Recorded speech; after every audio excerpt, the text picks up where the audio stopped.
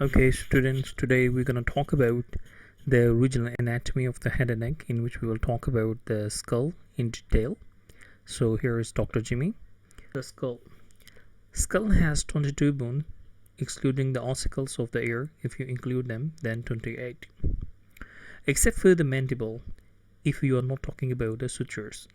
If you're talking about the classification by sutures, then 21. If you are not, then 22, because we need to include the mandible in it.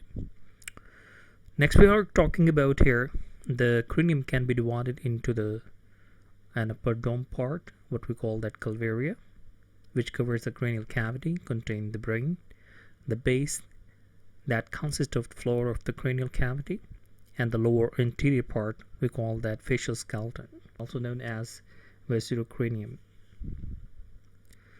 Now we will study the skull in the following views today. It is a little bit complex. I will try my best to make it a little bit easier for you.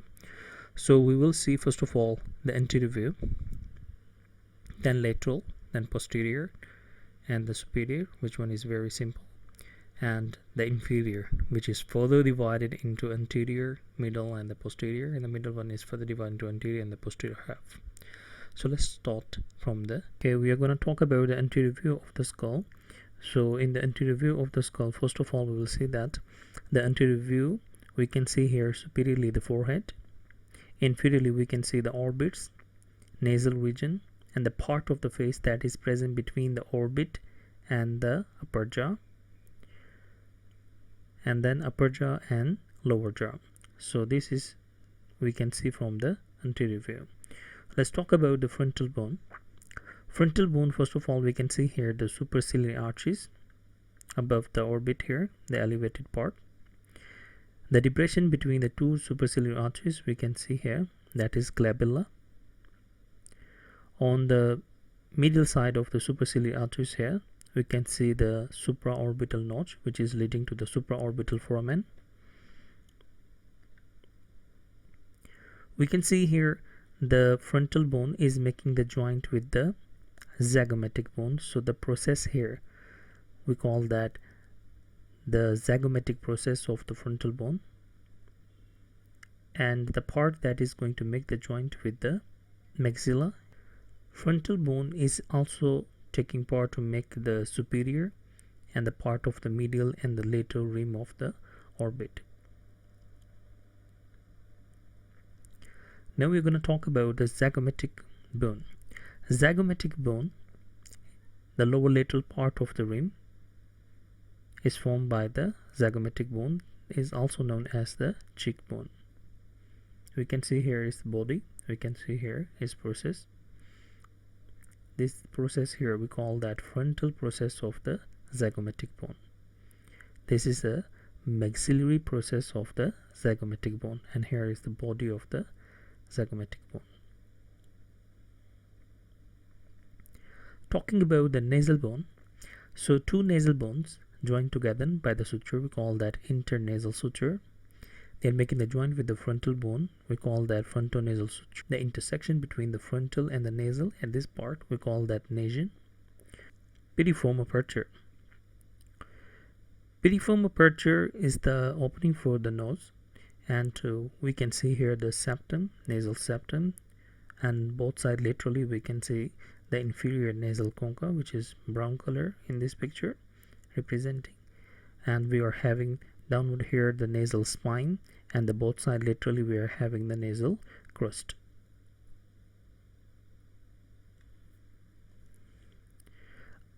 We are going to talk about the maxillary bone.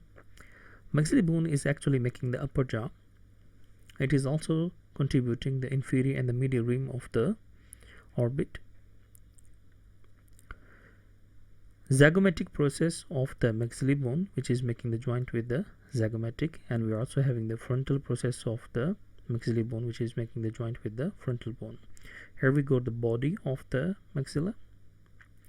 It is also making the lateral and the inferior boundary of the piriform aperture. We got here the infraorbital foramen, and here the process is where the teeth are attaching, we call that alveolar process of the maxilla.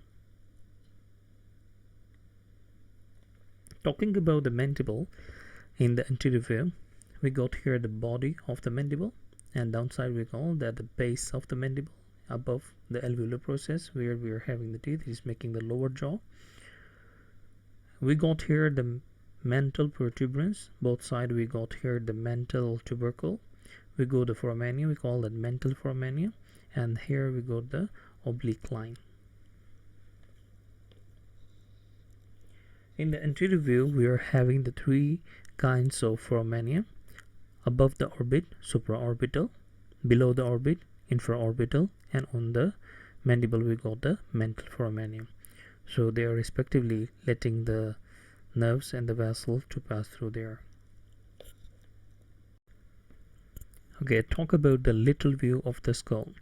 In the lateral view of the skull, first of all we can see here the frontal bone, parietal bone, occipital, temporal, sphenoidal, zygomatic. We can see the lacrimal here, maxillary, nasal, and the mandible. So let's talk about the suture here. We can see that is the coronal suture. We can see here the lambdoid suture. We can see the greater wing of the sphenoidal bone, which is making the joint with the squamous part of the temporal bone. We call that saphenosquamous suture. It is making the joint with the parietal bone. We call that saphenoparietal suture. This dotted area is representing very important intersection, what we call that pterion. We are having the four bones here: frontal, parietal, temporal, and sphenoidal. This is the weak point, and if this damage under this point, we are having the anterior branch of middle meningeal artery, which will be leading to the extradural hematoma. Here we go to the three bone intersection: parietal, occipital, and temporal. This region we call that astrium. This intersection point, astrium. We can also see the temporal bone and the squamous part in the lateral view. We can see is zygomatic process, which is going to make the joint with a zygomatic bone, and this arch we call that zygomatic arch, sometimes also known as zygomatic-temporal arch. Here we can see the tympanic part of the temporal bone, and we can see the external acutus meatus opening here. Downside here we can see the nail-like structure, the process coming out, that is the styloid process of the temporal bone. Here this part we call that mastoid process of the temporal bone. In this region we got here the mastoid part is making the suture at the back side. We call that parieto-mastoid and the occipito-mastoid suture. This region downward, the petrous part and the mastoid part together, also known as petromastoid part. Talking about the mandible, we can see here the body of the mandible. We can see the ramus and the angle of the mandible here. We can see its alveolar part. We can see the mantle protuberance. We can see here the condylar and the coronoid process of the mandible, and also the mental foramen here and the oblique line.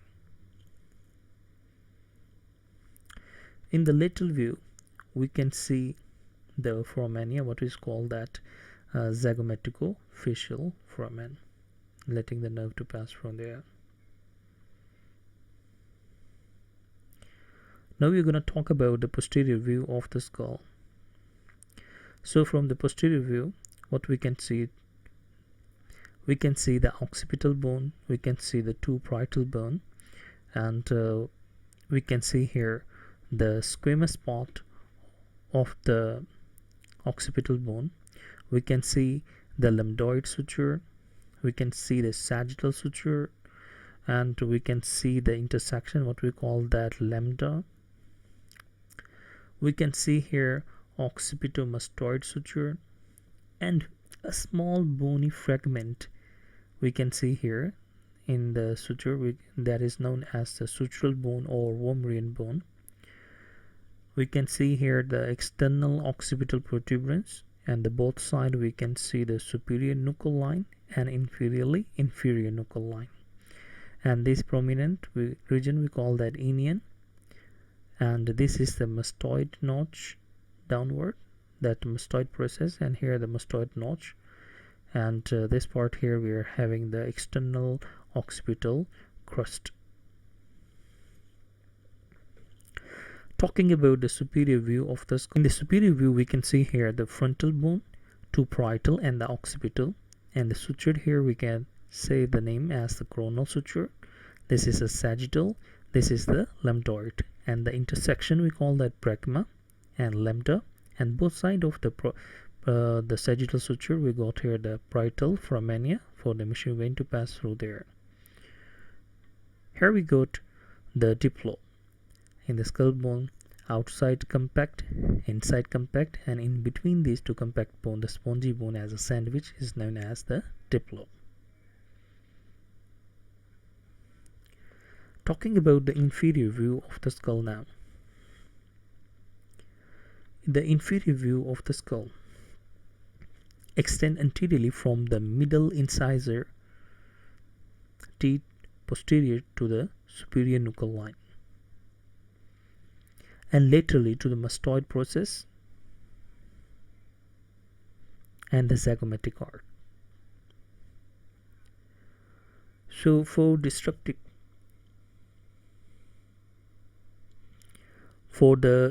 descriptive purposes, the base of the skull is often divided into the anterior part, middle part, and the posterior part. So we will talk about each of the parts separately. Let's talk about the anterior part. An anterior part which includes the teeth and the hard palate. In the anterior part we can see here the alveolar process of the maxilla. There we're having the teeth. We're having the hard palate, which is formed by the two maxillae and two palatine bone. We got here between the maxillae intermaxillary suture. Between the two palatine we got the interpalatine suture, and between the maxillae and palatine we call that plateau maxillary suture. We got here incisive foramina, which is having the incisive canal. Actually first we are having here the fossa. In the wall of the fossa we are having the foramina, which is leading to the canal. We got here the greater and the lesser palatine foramina, and here at this place in the middle we are having the posterior nasal spine. Middle part. A middle part which extends from behind the hard palate from this place to the anterior margin of the foramen magnum. The middle part of the base of the skull is complex, forming the anterior half, or the vomer, which one is representing here the pink color, and the sphenoid bone, which is representing here the yellow color. And the posterior part we are having the occipital, here the blue color, and the green color representing the temporal bone. Anterior half of the middle part, in which we got here the vomer, which is lying on the sphenoidal bone. We got here as the nasal septum, and it is making the nasal cavity posteriorly as the two separate openings, which call that cona. Talking about the sphenoidal bone, that it got its body, we go to the greater wing, which is reaching from one side to another side of the skull. We go the lesser wing, which is not visible inferiorly. We got here pterygoid processes, and we got the medial pterygoid and the lateral pterygoid plates. And here we go to the hook-like projection, we call that pterygoid humulus.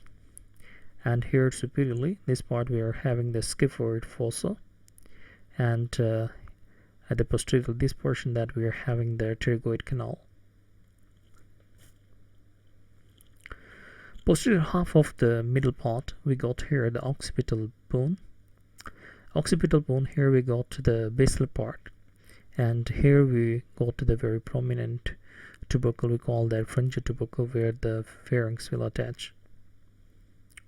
Talking about the temporal bone, in the temporal bone we got here a triangular portion that we call the petrous part of the temporal bone. We got here the foramen lacidum, which is filled with the cartilage. We got a very prominent opening, we call that carotid canal.